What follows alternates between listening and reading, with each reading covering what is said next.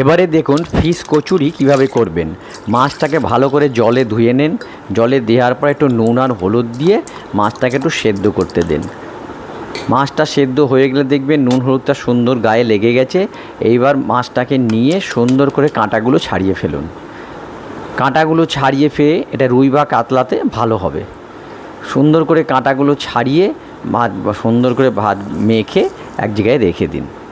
রেখে দেওয়ার পরে এবারে আদা কুচি, মশলাপাতির ব্যাপার আছে। আদা কুচি করুন, রসুনগুলোকে ভালো করে টুকরো টুকরো করুন এবং লঙ্কাগুলোকে ভালো করে টুকরো করে একসঙ্গে সুন্দর করে ভাজুন। সুন্দর করে ভাজা হয়ে গেলে একটু পেঁয়াজ নেন, পেঁয়াজটাকেও বেশ কুচি কুচি করে কাটুন, কেটে ওর মধ্যে মিশিয়ে দেন।